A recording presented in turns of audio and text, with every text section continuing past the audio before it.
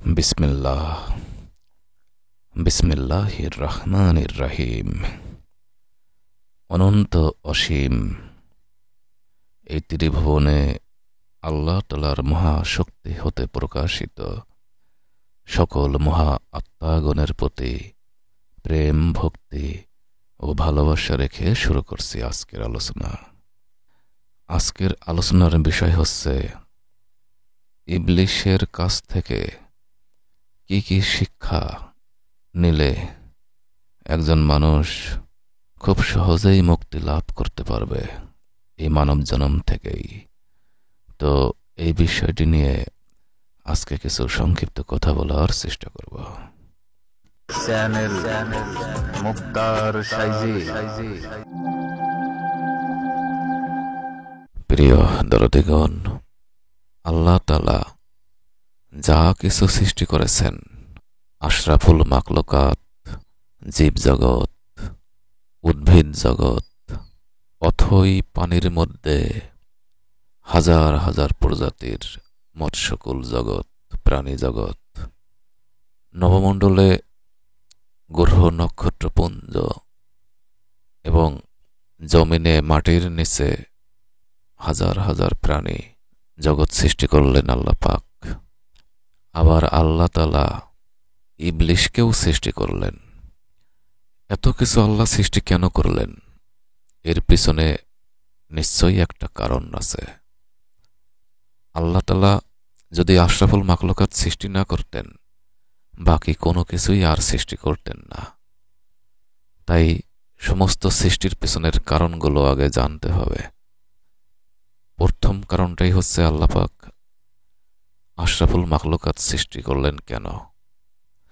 কারণ একমাত্র আশরাফুল মাখলুকাত এই মানবকুলের মধ্যে যে সত্যিকারের বান্দা হতে পারে, সেই সত্যিকারের বান্দাই একমাত্র আল্লাহ তাআলার সাথে প্রকৃত প্রেম, প্রকৃত ফানাফিল্লাহ বা কাবেল্লার স্তর লাভ করতে পারে। আর একজন বান্দা যখন আল্লাহ তাআলার সাথে বাকাবুল্লাহর স্তরে পৌঁছে যায়, সেই বান্দার সাথে আল্লাহ তাআলার যে প্রেম, মহামিলন, মহা শান্তি অনুভব হয়, সেই পরম শান্তির মতো আর শান্তি কোনো কিছুতেই আল্লাহ পাক খুঁজে পান না। আর এই কারণেই আল্লাহ পাক প্রিয় বান্দাগণের সাথে মহামিলন ঘটানোর জন্য, পরম শান্তির মহা অনুভবের জন্য আল্লাহ পাক মানব জাতি সৃষ্টি করেছেন। এই মানব জাতি আশরাফুল মাখলুকাত সৃষ্টির পিছনে আরেকটা লক্ষ্য আছে। সেই উদ্দেশ্যটা হচ্ছে আল্লাহ তাআলা তার প্রিয় বান্দাগণের মাধ্যমে নিজের পরিচয় প্রকাশ করেছেন।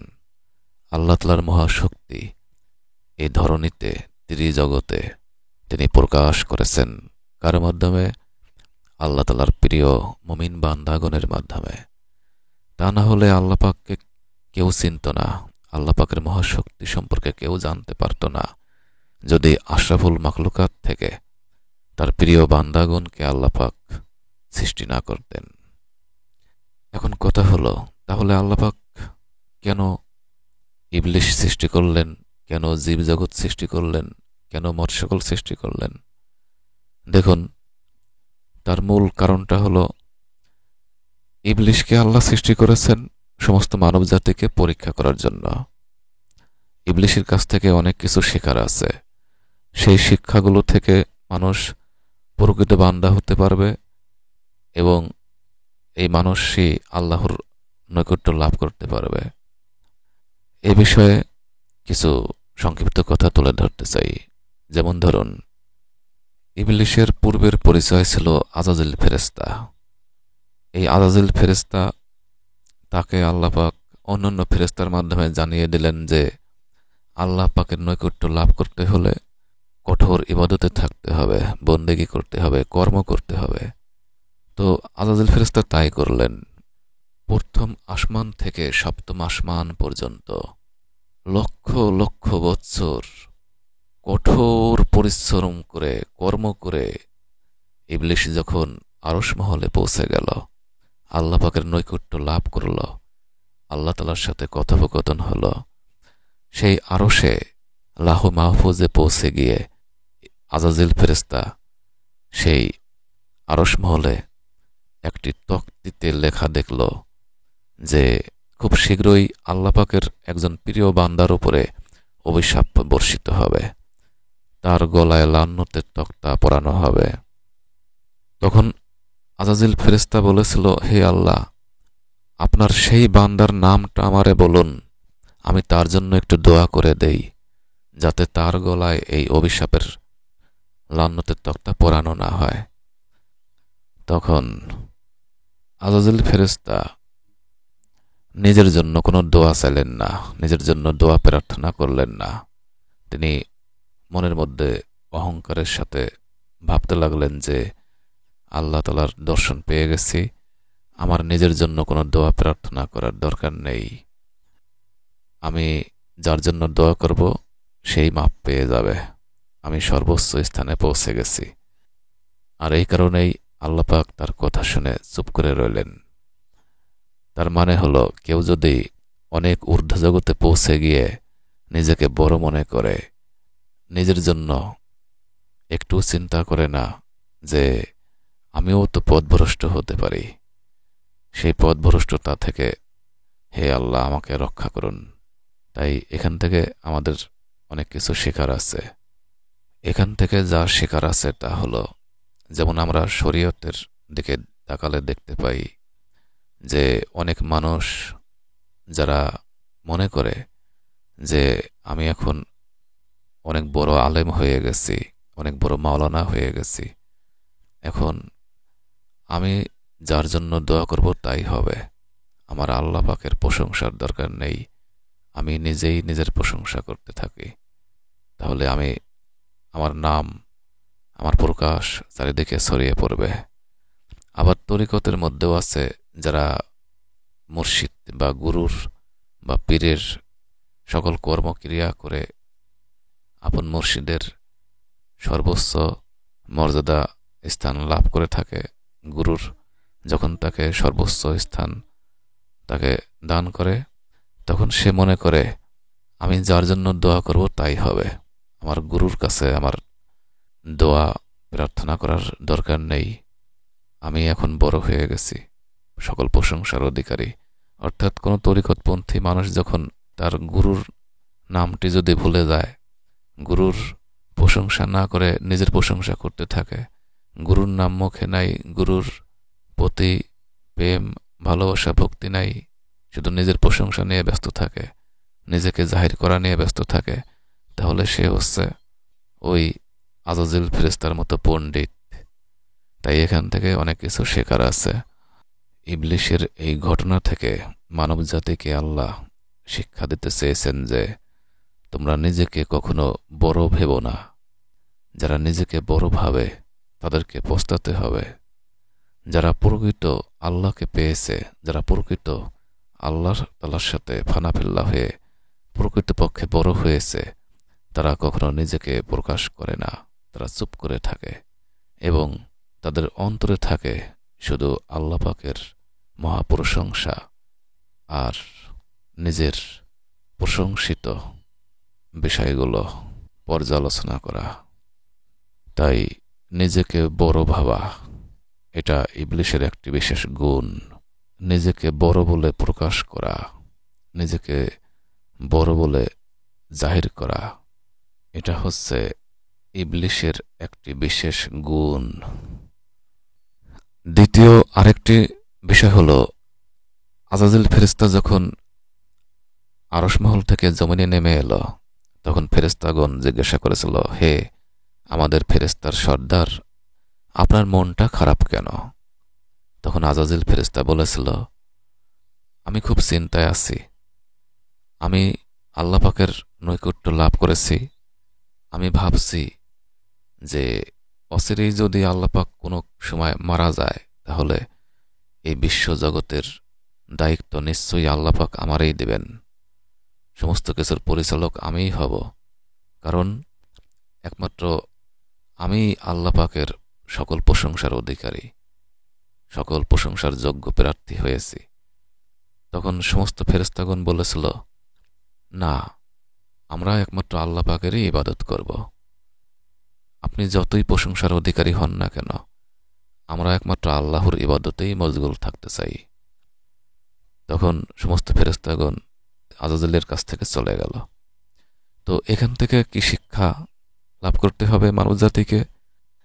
কোনো মানুষ যদি ক্ষমতা লাভের আশায় ইবাদত করে, বন্দেগী করে, তাহলে সে কখনো মুক্তি পাবে না। কোনো সাহাবী যদি নবীকে না চায়, নবীর মারা গেলে নবীর পরবর্তীতে খলিফা হওয়ার জন্য ক্ষমতা লাভের আশায় লড়াই করতে থাকে, তাহলে বুঝতে হবে সে নবীকে প্রকৃতভাবে ভালোবাসে নাই। সে ক্ষমতা লাভের আশায়, খলিফা হওয়ার আশায় নবীর সাথে ইবাদতের ভান করত, বন্দেগী করার ভান করত। ঠিক তেমনি বর্তমানেও যারা ইবাদত কর্ম করবে ক্ষমতার লোভে, খলিফা হওয়া বা বড় খলিফা হয়ে বড় ক্ষমতা লাভ করার আশায় যারা তরিকতের ইবাদত করবে, তারা কখনো আপন মুর্শিদকে পাবে না। তারা ক্ষমতা পেলেও মুর্শিদ তার হবে না। তাই ইবলিশের কাছ থেকে এই শিক্ষাগুলো আমাদের নিতে হবে, বুঝতে হবে। ইবলিশের কাছ থেকে এই শিক্ষাগুলো নিতে পারলে খুব সহজেই বান্দাগণ মুক্তির পথ খুঁজে পাবে, কোনটা ভালো কোনটা মন্দ। আবার ইবলিশ আল্লাহ পাকের প্রিয় আশরাফুল মাখলুকাত বান্দা আদমকে মানে নাই। আল্লাহ পাক হুকুম করলেন যে আমার প্রিয় প্রতিনিধির পদতলে তুমি সেজদায় অবনত হও। তখন ইবলিশ তা অহংকারের সাথে তা মানে নাই, অহংকার করল। সাথে সাথে আল্লাহ তাকে শয়তান বলে ঘোষণা দিলেন। তো এখান থেকে কি শিক্ষার আছে? এখান থেকে শেখার আছে যে আল্লাহ তাআলা তার প্রিয় বান্দাগণের মধ্যে অবস্থান করেন। খাস আদমের মধ্যে আল্লাহ পাক বিরাজ করেন। পবিত্র খাস বান্দাগণের মধ্যে আল্লাহ পাক বিরাজ করেন বিধায় আল্লাহ সেদিন ইবলিশকে সেজদা দিতে বলেছিল, কিন্তু ইবলিশ তা বুঝতে পারেনি। তাই এখান থেকেও সমস্ত মানবজাতির শিকার আছে মুক্তির পথ কোথায়। আল্লাহ পাকের প্রিয় বান্দাগণের মধ্যে যেহেতু আল্লাহ পাক বিরাজ করেন, সেহেতু প্রিয় বান্দাগণের পদতলে যদি কোনো মানুষ সবকিছু সঁপে দিতে পারে, বিসর্জন দিতে পারে, তাহলে সেই মুমিন বান্দাগণের পদতলে বিসর্জন দেওয়ার মাধ্যমে সমস্ত মানবজাতি সেই মুমিন বান্দার মাধ্যমে আল্লাহকে চিনতে পারবে, আল্লাহর নৈকট্য লাভ করতে পারবে। ইবলিশ যদি সেদিন আল্লাহর হুকুম মতে আদমের পদতলে সেজদায় অবনত হতো, তাহলে ইবলিশ আল্লাহকে লাভ করতে পারত, কিন্তু সে তা করেনি। ঠিক তেমনি বর্তমানেও কোনো মানুষ যখন আল্লাহর প্রিয় মুমিন বান্দাগণের পদতলে আত্মবিসর্জন দিতে না পারবে, ততদিন পর্যন্ত কেউ আল্লাহকে পাবে না। কারণ ইবলিশ এবং আদমের এই ঘটনা দ্বারা আল্লাহ পাক স্পষ্ট বুঝিয়ে দিয়েছেন যে এই খাস আদমের মধ্যেই স্বয়ং স্রষ্টা আল্লাহ তাআলা বাস করেন। খাস মুমিনগণের কাছে আত্মসমর্পণ করিলে সেখানেই আল্লাহকে লাভ করা যায়। তাই ইবলিশ যা করেছে আমরাও যদি তাই করি, তাহলে কি আল্লাহকে পাব? কখনো পাব না। ইবলিশ যা করেছে আমরা যদি তার উল্টা করি, উল্টা পথে চলি, সেটাই হচ্ছে সত্য পথ, সরল পথ। তাই ইবলিশের জীবন ইতিহাসের মাধ্যমে মানবজাতির সত্যটাকে খুঁজে বের করার মাধ্যমে মানবজাতি খুব সহজেই মুক্তি লাভ করতে পারে, মুক্তির পথ খুঁজে পেতে পারে। প্রিয় দরদিগণ, পরিশেষে ছোট্ট একটি কথা বলে আজকে রেখে দেব।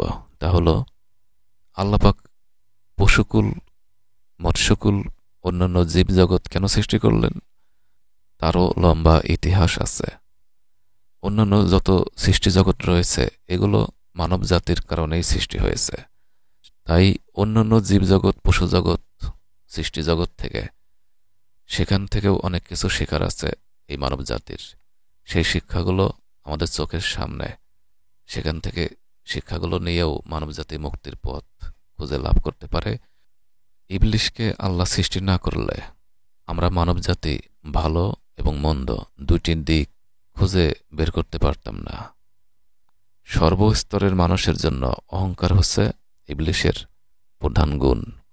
তাই ইবলিশের এই জীবনীগুলো থেকে আমাদের শিক্ষা নিতে হবে, মুক্তির পথ খুঁজে বের করতে হবে। ইবলিশ যা করেছে তার উল্টা দিকে সকল কর্মই হচ্ছে মুক্তির পথ। সেই পথে অগ্রসর হলে বান্দা সহজেই মুক্তি লাভ করতে পারবে। প্রিয় দর্দিগণ, আজকের মতো এখানে রাখছি। আবার কথা হবে পরবর্তী পর্বে। আল্লাহ আলেক সাইজি দয়াময়। পরিবেশনায় চ্যানেল মুক্তার সাইজি।